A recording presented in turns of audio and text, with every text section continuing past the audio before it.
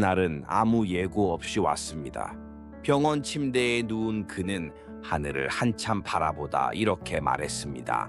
내가 왜 이렇게 살았을까? 정말 왜 그랬을까? 당신은 지금 숨을 쉬고 있지만 그 사람은 내일을 보지 못합니다. 우리는 늘 시간이 많다고 믿습니다. 그래서 사랑한다는 말도, 가고 싶은 여행도, 꼭 해보고 싶었던 일도 언젠가로 미룹니다. 하지만 죽음을 앞둔 사람들은 단 한 가지를 말합니다. 그 언젠가는 결국 오지 않았어요. 의사도 가족도 아무도 해줄 수 없는 그 순간에 자신에게 남은 건 오직 후회뿐이었다고 말합니다. 이 영상은 단순한 조언이 아닙니다. 삶의 끝자락에 선 사람들이 살아있는 우리에게 보내는 마지막 편지입니다. 지금 당신이 살아있다는 것, 그 자체가 얼마나 큰 기회인지를 아는 사람은 많지 않습니다. 이제 당신에게 묻습니다. 지금 이 순간 후회 없이 살고 있나요? 죽음을 앞둔 1000명이 남긴 가장 치열한 5가지 후회. 지금부터 함께 들어보시죠. 첫 번째 후회는 진짜 원하는 삶을 살지 못했다는 것입니다. 우리는 태어날 때부터 누군가의 시선 속에 놓입니다. 착한 아이, 성실한 학생, 괜찮은 사람이 되기 위해 나를 꾸미고 눌러오며 살아갑니다. 하지만 그 과정에서 진짜 나는 점점 사라지고 어느 순간 내가 누구인지조차 흐려지기 시작합니다. 사람들은 묻습니다. 요즘 잘 지내세요? 그리고 우리는 자동처럼 대답합니다. 그냥 바쁘게 살아요.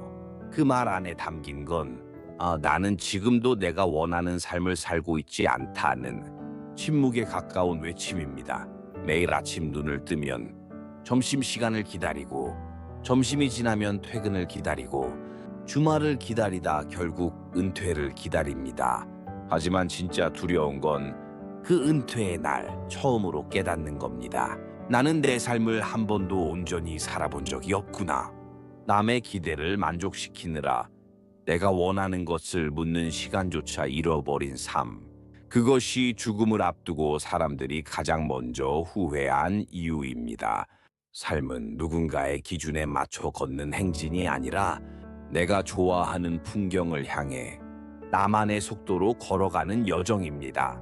당신이 걸어야 할 길은 남들이 칭찬하는 길이 아니라 당신 마음이 설레는 방향이라는 걸 잊지 마세요. 두 번째 후회는 너무 일만 하며 살았다는 것입니다.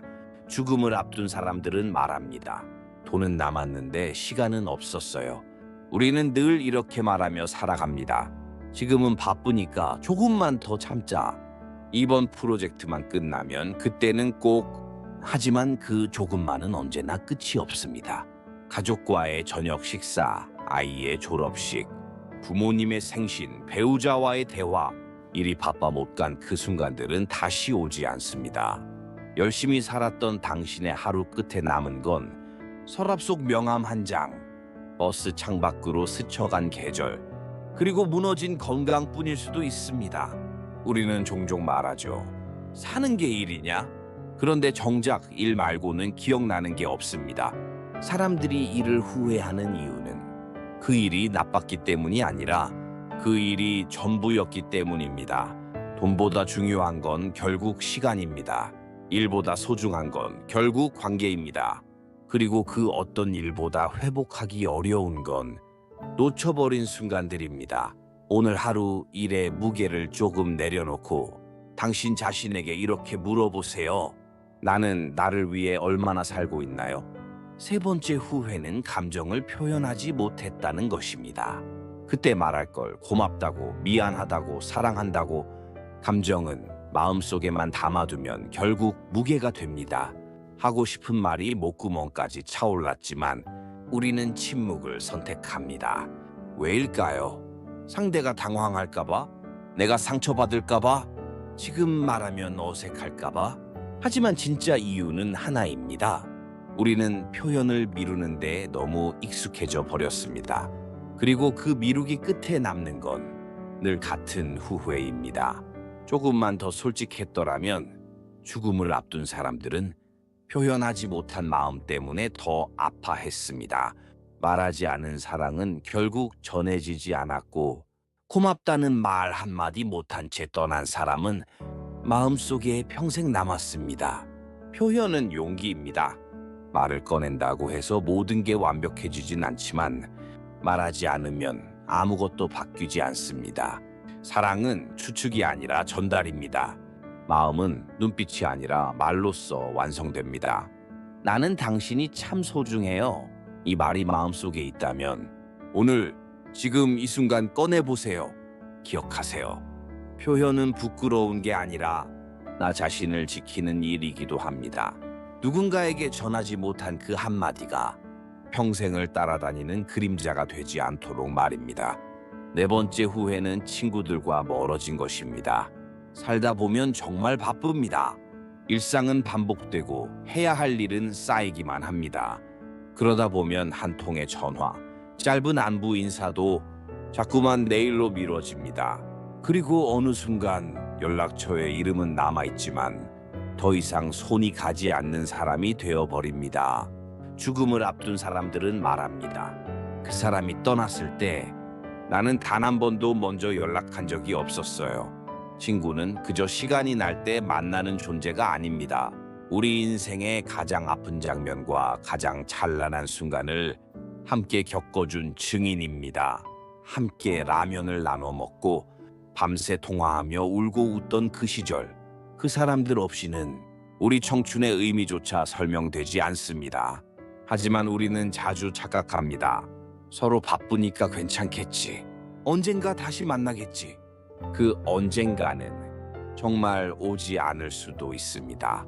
친구는 시간이 남을 때 챙기는 사람이 아니라 시간이 없어도 먼저 떠올라야 하는 사람입니다. 보고 싶다는 생각이 들었다면 그게 바로 연락해야 할 신호입니다. 인생의 마지막 순간 다들 입을 모아 말했습니다. 연락 좀 할 걸. 그냥 한번 웃으며 불러볼 걸. 우리에게는 아직 기회가 있습니다.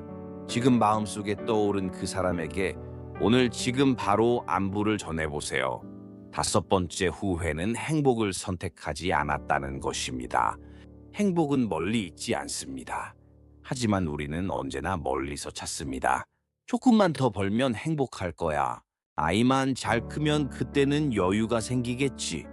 몸이 조금만 나아지면 마음껏 웃을 수 있을 텐데 우리는 그렇게 행복을 조건으로 만들어 버립니다.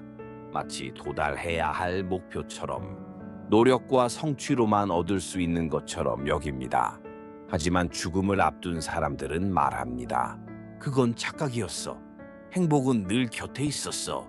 좋아하는 찻잔 하나, 햇살이 잘 드는 창가, 아무 일 없는 평범한 하루. 그것들이 얼마나 귀한 것이었는지를 그제서야 깨달았다고 고백합니다. 우리는 자꾸만 비교합니다. 남들과 과거의 나와 이상적인 미래와. 그러다 지금을 잃습니다. 행복은 거창한 것이 아닙니다. 그냥 오늘도 무사히 하루를 보냈구나 하는 안도감. 소중한 사람과 마주 앉아 조용히 밥을 먹는 순간 그 속에 있습니다. 행복은 발견하는 것이 아니라 결정하는 것입니다. 나는 지금 이 순간을 누리겠다. 나는 내가 가진 것에 감사하겠다.